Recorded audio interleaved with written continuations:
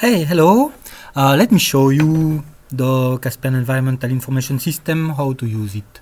So first as a user, you have to log in, and I'm going to use as a handover test. And when you are logged in, you go into your country group. Here it's test group because I'm making a demo. And what you are falling into the dashboard, and the dashboard is made of several pads.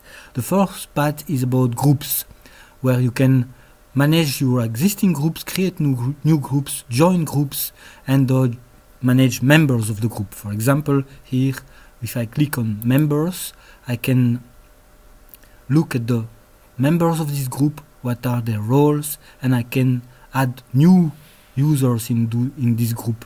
For example, we put Morten Sørensen in the group by simply clicking on him and then clicking on submit. And then he's becoming a coworker by default. I can change his status, and by saying he's simply a visitor of the group. Or I can delete the user of the group too. If the user doesn't exist yet, then the user has to register through the login system. You can create a new account, select your country, and this sends you an email, and then you can validate the user. There is another way to create a user directly if you like. Let's get back to the dashboard. The second is about files. So files, as you all know, because you all have been... and you see that there is the group requester to my group, and it's coming on the top news here. If I click on the path files, here I can manage my files. So I have my files of my group, and I can go within folders and add, remove files. For example, here I'm going to add a file.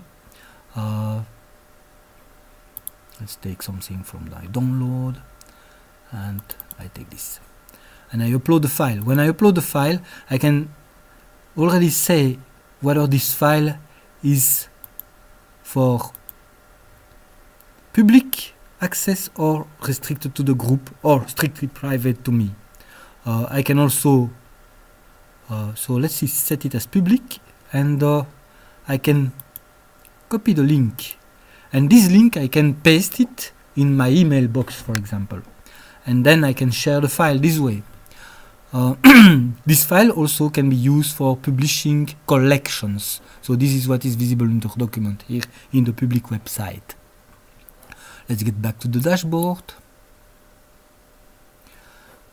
And let's look at the publishing collections. We all have done that in 2018. It's about adding collections and managing them. Huh? So let's add a collection as a test. So you can put the title, the description, if there is a web link, author, language, year of publishing.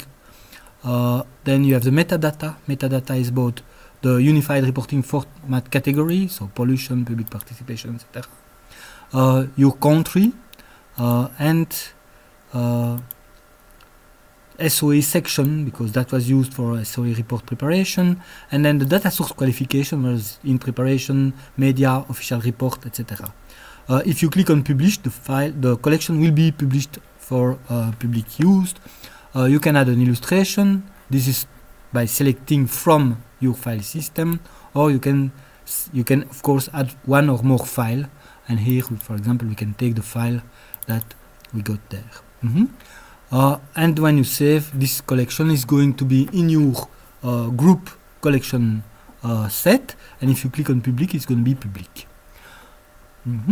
Let's go now to the stakeholders, because that's quite important, and there are improvements here. So we can add a contact, and let's add a contact, for example. So by clicking on add a contact, let's take Mr.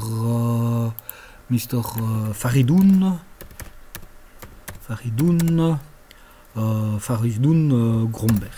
Gromberg, and he's an expert in ecology, and this organization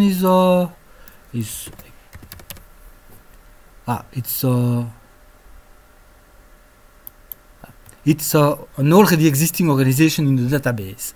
If the organization is not yet existing, then you need to add it, and it will create the organization that you can complete afterwards by editing the organization.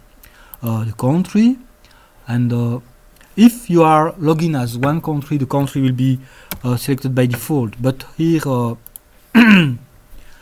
as I've been logging as test user from the Edno country, basically, you have to put the so let's say Almaty and Almaty, and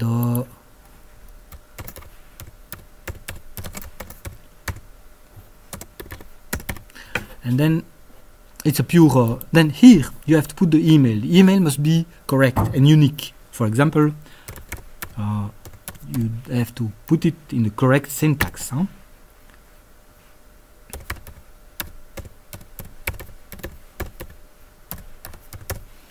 And the phone, the same way. Phone must be in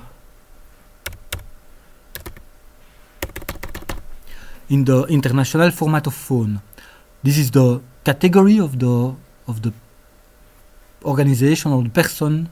So NGO, governmental, research, etc. And what is his expertise? Biodiversity. And if there is a additional competence like accounting. And then the same here, if you publish, it will be published as a real contact that you can find in the stakeholder section under the user. Okay, and basically it's the same. For example, if you publish an organization, here by clicking Add Organization, it's slightly different because here you have name, organization original name, the acronym, the category. If it's part of another organization, and then here you can select existing organization.